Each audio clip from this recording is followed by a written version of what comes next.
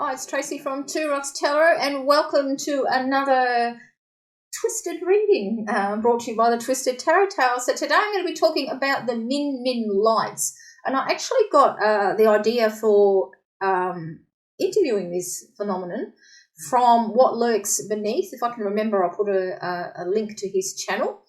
So he films on all sorts of spooky stories. I particularly like watching his ones about Yellowstone Park and all the parks that are over in America and all the strange sightings of dogmen and the, what do you call them over there, the Bigfoot and all that sort of things. And he did actually ask us, from those of us in Australia, to give him some ideas for some videos, and somebody suggested the Min Min lights, of which he did.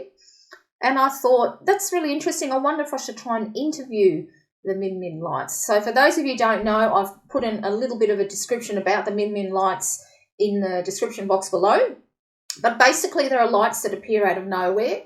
When the white settlers first come to Australia, they were noticed more. Now, I don't know if that's because our Indigenous people native to the land were used to them, or just that maybe they weren't happy that white people come over here to Australia. But anyway, they were seen a lot more once white settlers came. So basically what they are, there are lights that appear out of nowhere. If you try to go further, because a lot of people think there's campfires, so they walk towards them, but the light just keeps to go further and further away. Some people get chased by them as they're driving down in their car in the outback. One lady said that she was lying in her backyard and they swooped down towards her and then shot off again. So nobody really knows what they are, but I have included a little bit of description courtesy of the ABC, which I copied from. And let's get to it, hey? So I decided, because it's such an odd sort of a phenomenon, it's supernatural type of a thing, that I would use the Twisted Tarot Tale. So I haven't used them for a while. And my first question was, why did you appear more often when white settlers arrived? And here we got the King of Swords, and the first thing that I was drawn to was, look, the twin lights, because they're often seen like that, as in pairs, or they can be a singular light, and in these particular colours as well. So I thought that was pretty amazing. And I'm wondering if they appeared more as a warning, because we've got the King of Swords, and this particular King of Swords, as you can see, there's all blood along his sword dripping down his hand. And I wonder if they appeared because, they were killing the Indigenous people. They were taking them for slaves. They were doing all sorts of atrocities to them. And I wondered if they actually appeared to the white settlers back then as a warning to leave the people native to our land alone. This is what I'm strongly feeling. This is why I think they actually, and if we don't leave them alone, we'll sort of beware, that they'll sort of get their vengeance. Now, as far as I know, I don't think these Min Min lights have been the cause of anybody passing away. But, I mean, who's to know if the past, if, a horse spooked, someone fell off, cracked their head and died, or there was a car accident associated with them, people died, but we don't really know why. It sort of makes you think, doesn't it? But I really get this like a vengeance type of feeling, a avenging from this King of Swords. And I think this is why they appeared, because they did not like what the white settlers were doing to the Indigenous people's land. All right. So then I asked, what are you? Are you a spirit? Got the Page of Cups for this. Or are you an alien? And I got the Four of Wands. I've got my card's still out because I couldn't quite make out the writing on there. The Four of Wands, which is very interesting. So let's have a look at the spirit. There's a few things that stand out to me. First of all is the fish. It's very, very pale. It's almost like a spirit, isn't it? It looks very spirit-like, a very see-through type of a fish. But then we've also got this porthole above what looks like to be some type of a mutant turtle above there, and it's almost like the all-seeing eye, and it could also represent a light as well. So we know the Page of Cups is usually when there's something new and we're pursuing something of a emotional type of a matter, or something, new emotions appear and all that sort of thing. But I don't get that. I don't get that this is a young type of an energy. And indeed, if you look at the Four of Wands, it's very, the Four of Wands is one of stability. that's been around a long time. That's what I'm feeling. I'm actually leaning towards a spirit, and the reason I am, even though I've chosen this one to represent an alien, because his eyes, was it Bates? The Bates Motel is looking straight towards the Page of Cups. So I think that it is a spirit, and I think sometimes it could be spirits who have passed young. So people who have passed before their time. I think the Min Min lights might actually be that. People who may have passed before their time. Of course, these have been around for, hundreds, thousands of years, I suppose, as long as there's been people in Australia. So I'm leaning towards that, the 401's telling me they've been around for a long, long time. I don't get that feeling that it's aliens. I'm leaning very much towards them being spirits. And I think in my description, and I'm pretty sure one of the Aboriginal people said, yes, as a kid growing up, the old people used to tell me the Min Min lights were old people's spirits looking after country, which really makes sense, doesn't it? So I do believe, I'm getting the feeling that they're spirits. They're definitely not alien. I don't get that feeling at all. And just look at the way the eyes are looking straight. This particular creature's eyes are looking straight at us, like almost asking us to believe in what you see and what you may not be able to see. Have a look deeper into the, take that chance and look deeper into the ocean, into the emotions of what we're feeling. So that's what I'm feeling. And then I asked, why do you follow people? And here we've got the Emperor. And look how fantastic this is. We've got an Emperor that's shooting lightning. And I don't know if you're familiar with the Emperor that was found, what are they called, where they found heaps and heaps, hundreds and hundreds of clay figurines. Every single clay figurine represented a different person looking after an emperor who had died. I wish I could think what it's called. I think it's called the Clay Army or something like that. Let me have a look. I'll just have a look. But every single one of these figurines that they thought represented somebody who was alive, who was looking after the emperor. So, I'm not even going to be able to pronounce that. Emperor, oh my gosh, and I apologise to anyone out here. I think it's Qin Shi Huang's Mausoleum Site Museum. So Terracotta Army, that's what it's called. So that's what we've got, and this is what this card is depicting, is the Terracotta Army. But have a look at the light shooting out to people. So why do you follow people? It's some sort of, I think it's like it's some sort of control. They're trying to control them in some way. And the next possible card might answer why, because I said, do you have a particular message for those that you follow? And then we got the 8 of Swords. This kind of reminds me, my youngest daughter has got the most gorgeous curly hair, but it's very, very hard to look after. And, and she used to drive her nuts when she was younger. She was just like to straighten it, and she still does it sometimes now, but not as much as she did when she was young. And I think what they're trying to do is, their message for those that you follow is, I don't feel like they're trying to lead people astray, because the 8 of Swords is about feeling trapped, even though you're not really, like if you're looking at the usual 8 of Swords image on from the Rider Waite, it's a woman with a blindfold surrounded by swords, but she's loosely bound. She can take off her blindfold and walk straight out of the swords.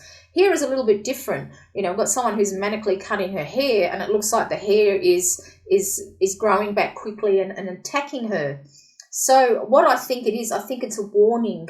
I think it's a warning for the people that they're following, that there's something that's not quite right in their life, and they need to take a look around them. And they may need to take a look around the surroundings where they particularly are. So perhaps, this is notorious in Australia, perhaps a kangaroo might suddenly hop out in front of your car and you hit it, because kangaroos in the night time, they're attracted by our lights on the car, and they hop along the side of it, and often, unfortunately, hop in front of you and, wipe out your car.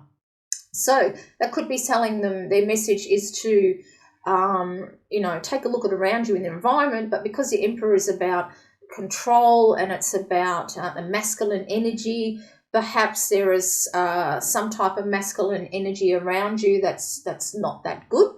depending, even doesn't matter if you're male or female, it could be a father, brother, whatever, it could be a work college, but there is someone masculine around the people that they are following that is not very good for them, and they are trying to control them, hence the Eight of Swords. They're trying to control their thoughts, what they want to do. So I do feel like that why they follow them is as a warning, and because if you look at this particular figure here, can you see the eyes? I think my cursor might be a little big, but the eyes are very glazed and almost hypnotized like. And I feel like that they follow people who need to look out for something in their life, whether it's their thoughts. I mean, maybe people have been chased, suffer from depression, and they're trying to warn you to get out of that feeling that you've got no control, that you are in control of your life. You can break free. I mean, you can follow the lights or you can just keep on going. But here they're telling you, and those who have followed the lights never get them. They never catch up with them, and they just disappear like that. So perhaps, why they follow particular people, because, look how many people are like, there's hundreds of statues in the real grave of this emperor, and there is on this card as well. So perhaps the people that they choose to follow is a warning. They've got a warning from, there's something that is out of control in their life, but they feel a little bit trapped in, and they're trying to literally shine a light on their situation and get them to focus and open up, whether that'll be spiritually or something physically going on in their life. That is what I'm feeling. Now, the next card, and this piece of this crystal here is a mookaite, which is an Australian jasper from in Western Australia itself, and I think it's the I can't remember. I'm just thinking. Just let me have a look. I shouldn't really Google, should I, while I'm doing this? But it is the mookaite jasper is from. Where is it? It comes from Mooka Creek in the Kennedy Ranges of Western Australia. So it's, where I'm living in Western Australia. And I love this particular piece. Now, Jen from the Science from the Soul actually sent me this one because it reminds me of Australia, this tip here, like the pointy bit of Australia. I absolutely love it. So the next question I asked was actually, what is your message to Australia? And two cards come out. We've got the Nine of Cups and we've got the Tower.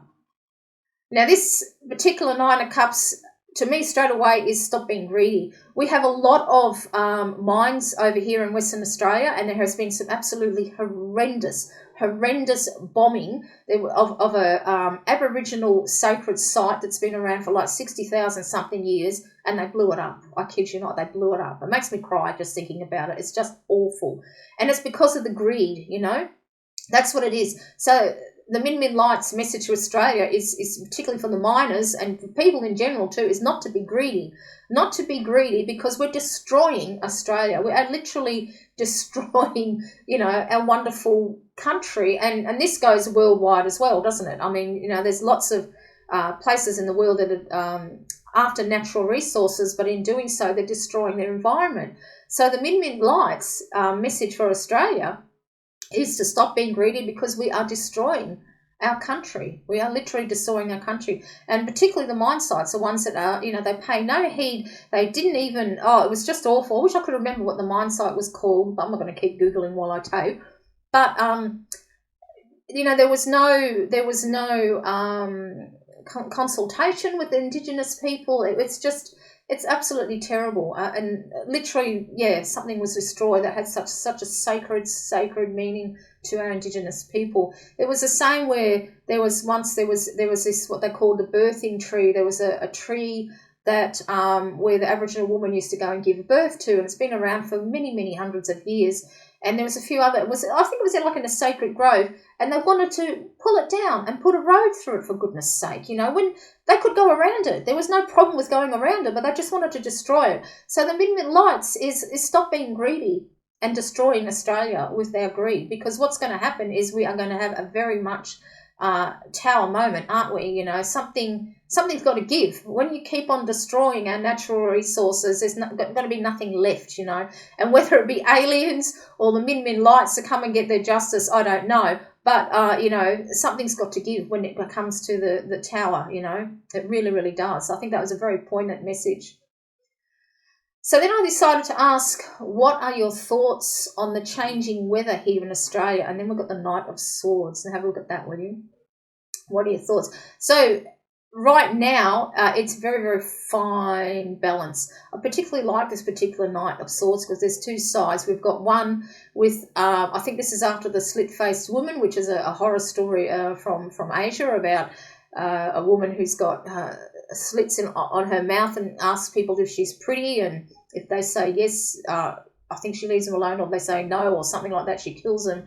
But I think it's a very fine balance. Right now, it could go either way. It could get much, much worse, or if we take action now, we can prevent a disaster. What it looks like these two are telling us.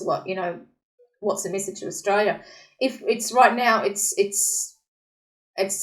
could go either way. And their thoughts are that if we don't wake up to ourselves, our greed and everything like that, it's going to get worse. It's just going to get worse. So we have had, we do get a lot of bushfires over here that are getting worse. There's a lot of drought. There's a lot of things that happen over here in Australia. And I think the main message for them, what they're telling us within all three cards, even though, this answers one question, this another, but I think what they're telling us, it's just, you can say, that's just hanging there. And I think that's what it is that we're just hanging by the skin of our teeth when it comes to climate change and the changing in the weather. And, the government literally needs to wake up and step up and stop letting greed be a factor in making this country of ours a better place to live in, to what it used to be like. So the message is to act swiftly, because the Knight of Swords is one of a card of acting quickly when you are presented with something. And right now it's hanging in balance. It's we can still survive, but goodness knows how much longer we're going to be able to live like this. It's to me, when I look at this card, the worst side here on the left is what stands out to me. As I look at it, it seems to be growing bigger and bigger and bigger, and I think this is what it's telling us, that if you don't act now, it's just going to get worse and worse and worse, and we need to act really, really quick, because it's just a very fine balancing point. You would think maybe the Two of Swords would have shown this walking on eggshells type of thing, but I think right now, it's a balancing act, and as I look at it, it looks like the evil side is winning, and we need to step up to the plate. We all need to do, the smallest things. By putting a bottle in the recycling bin, you might not think twice about doing it, but it does help in the long run. So, we need to act now. We really need to act now. And I'm very attracted to the blue here. A lot of rain in Queensland and New South Wales, a lot of flooding. It's been awful. So, the message, we need to act quickly. We need to act quickly on climate change. So the final two cards, I only wanted to pull one, but two cards popped up. And since the 1970s, there has been no sightings of bunyips anymore. And why is that? Now, a bunyip is Australia's own Bigfoot. So that's what a bunyip is. The last time I think a bunyip was seen was in Mount Gambier, believe it or not, in South Australia, where my dad lives and my brother, many years ago. So it's been to the 70s. And I wanted to know why. Why is that? And we've got the Seven of Pentacles and the Hierophant. And, this is from that movie. I can't think. Does it say on it? Doesn't say exactly. I can't remember which movie it's from now, but I remember seeing it. It's a really old one where they buried people and they fed them until they were nice and fat, and then they ate them. So, and then combined with the Hierophant, so, the Hierophant we know can be about tradition, particularly religious tradition and things like that. So what this is kind of telling me two things is that they could be literally still around, but they're hidden. They may have actually gone underground. So instead of living above ground, they've moved underground. That's why we don't see them as much. And also because people just scoff at everything nowadays. They don't want to believe anything spiritual, or I think a lot of people nowadays have lost hope. They've lost hope in a lot of things. And I think the Hierophant is saying that not to poo-poo tradition, what the Aboriginal Dreamtime stories, there's truth in everything. There's truth in every myth from King Arthur to Merlin to the Egyptians, having powers that we've lost, and the Atlantis and everything like that. There is truth behind all these things. So I think the reason we haven't seen them is because they've literally gone underground. They're hiding from us. But I also believe that people don't look anymore with their spiritual eyes. And I say that a lot, I know, in my videos. But a lot of people's spiritual eyes have grown shut and sewn shut, and they just don't want to open themselves up to any type of belief. And I know a lot of people who do believe in Bigfoot do get ridiculed and, things like that. But, there is truth. And I know no bodies, because that's one of the things. Actually, I'm going to ask that while I'm here, because no bodies ever get found. So why is that, you think? Do you think because they bury their dead? You'd think that some skeleton would have shown up, but maybe they've got a higher level of decomposition that when they pass away, nothing gets left. So let's see, why haven't there been any bodies found, any bunyip bodies or Bigfoot bodies found? Why haven't there?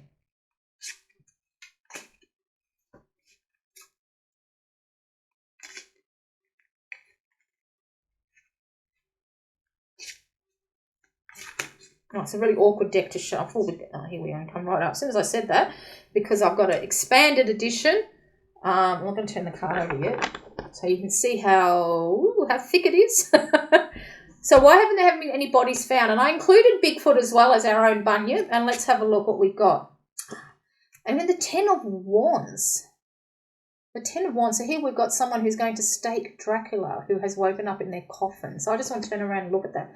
So why haven't they been found? And straight away I think it's been hidden. They've been hidden. I mean, imagine if you come across Dracula, you're just doing around your own business, looking around at a castle, stumble across a coffin, and lo and behold, there's Dracula in there. I mean, it'll freak you out, wouldn't it?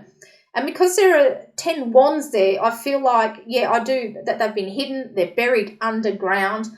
And I think because the wands are there and there's 10 of them, the brush, where they go, the brush is that thick that it's impenetrable, that you can't get through it. Even where I live, when I go on my morning walks, there's this huge shrub area, like all full of natives, and you can't walk through it. There are paths that have been cut, but if you wanted to just walk straight through to the bush, you couldn't do it. So what I'm thinking is why they haven't been found is because they are underneath something. They've been buried underneath, which kind of fits in nicely, doesn't it, with the Seven of Pentacles, that they've gone underground, that they've hidden. So instead of, being above ground, this for Australia anyway, because I'm asking about bunyips, but I did include for this question Bigfoot as well, because that's one of the biggest arguments is why haven't there been found any remains of these creatures?